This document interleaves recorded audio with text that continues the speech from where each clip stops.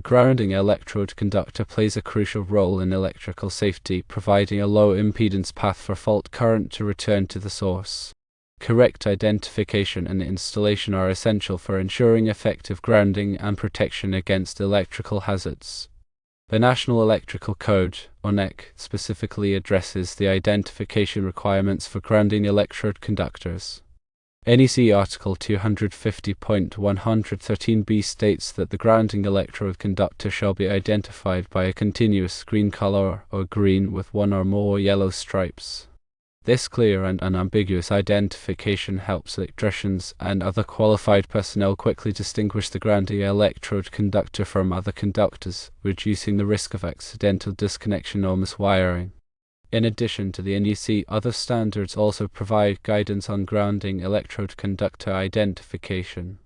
NFPA 70E, the standard for electrical safety in the workplace, requires grounding electrode conductors to be identified with green insulation or marking, or with green paint on bare conductors. This standard emphasizes the importance of workplace safety and ensures that grounding conductors are easily recognizable to prevent electrical accidents. UL Standard 467 specifies that grounding electrode conductors must be continuously green throughout their entire length or have green markings at intervals not exceeding 1.5 meters or 4.9 feet. This standard ensures consistent identification, regardless of the length of the conductor. The location of the grounding electrode conductor varies depending on the type of equipment it serves. In service equipment, the grounding electrode conductor is typically connected to the grounding terminal of the main service panel. It may be physically attached to the panel or run through a separate conduit. For pad-mounted transformers, the grounding electrode conductor is typically located inside the transformer enclosure.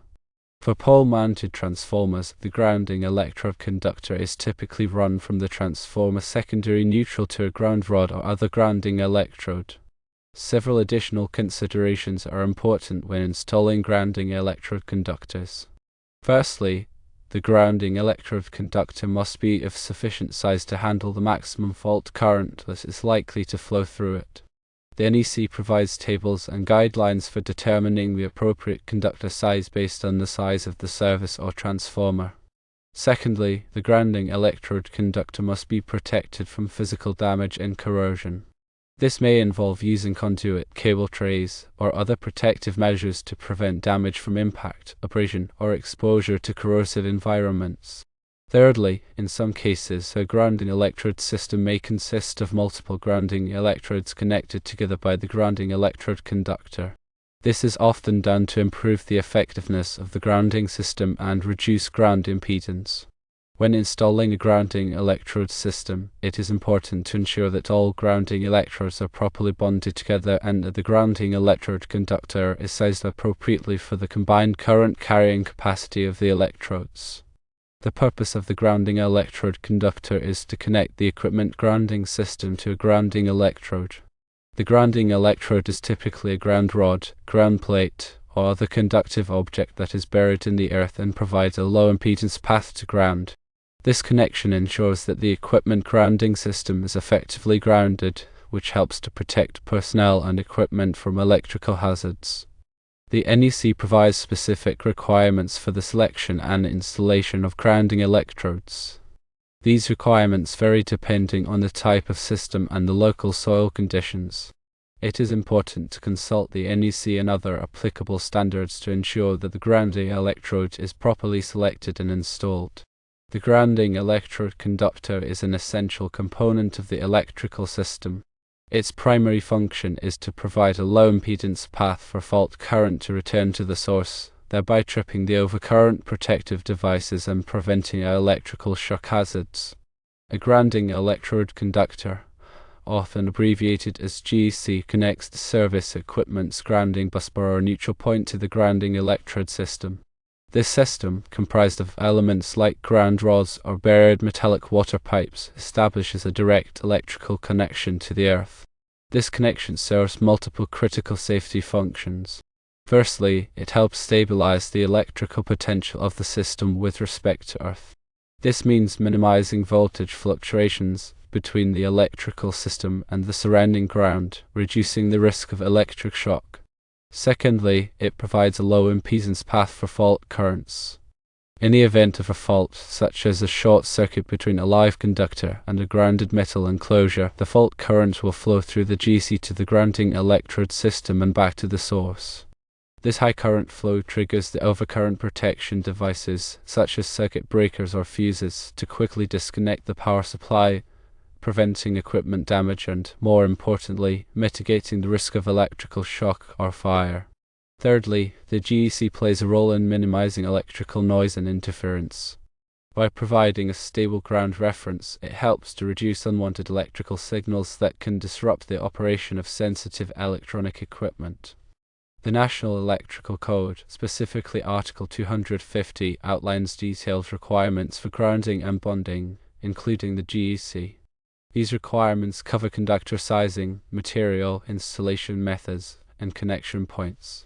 Following these guidelines is crucial for ensuring the effectiveness and safety of the grounding system. Proper installation of the GEC involves several key considerations. Firstly, the conductor must be sized appropriately based on the size of the service entrance conductors. The NEC provides tables that specify the minimum GEC size required for different service sizes. Secondly, the GEC must be made of a material that is suitable for the environment in which it is installed. Copper is a common choice due to its excellent conductivity and corrosion resistance. Thirdly, the GEC must be installed in a manner that protects it from physical damage. This may involve running the conductor through conduit or other protective measures. Fourthly, the GEC must be securely connected to both the service equipment and the grounding electrode system. The connections must be made using approved methods and hardware to ensure a reliable electrical connection. The grounding electrode system itself can consist of various elements, including ground rods, ground plates, bare metallic water pipes, and concrete encased electrodes, often referred to as UFO grounds. The choice of grounding electrode system depends on factors such as soil conditions, local regulations, and the size of the electrical system. In many cases, a combination of different grounding electrodes is used to achieve the desired grounding performance. Regular inspection and maintenance of the GEC and grounding electrode system are essential for ensuring their continued effectiveness. The connection should be checked for corrosion or looseness, and the grounding electrode should be inspected for damage or deterioration. If any problems are found, they should be corrected promptly to maintain the integrity of the grounding system. The grounding electrode conductor identification is paramount for safety. The NEC mandates that the GEC be identified by a continuous green color or green with one or more yellow stripes. This visual cue allows electricians to quickly and easily distinguish the GEC from other conductors, preventing accidental disconnection or miswiring. This identification requirement applies to both insulated and bare GEC. If a bare GEC is used, it must be marked with green paint or tape at accessible locations. This marking must be sufficient to clearly identify the conductor as a grounding electrode conductor. In summary, the grounding electrode conductor is a critical component of the electrical system, providing a low impedance path for fault current to return to the source and helping to protect personnel and equipment from electrical hazards. Proper installation, maintenance, and identification of the GEC are essential for ensuring the safety and reliability of the electrical system. Always consult the NEC and other applicable standards for detailed requirements and guidance on grounding and bonding.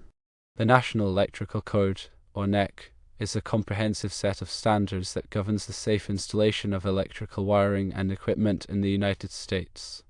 It is developed and maintained by the National Fire Protection Association, or NFPA, and is updated every 3 years to reflect the latest advancements in electrical technology and safety practices.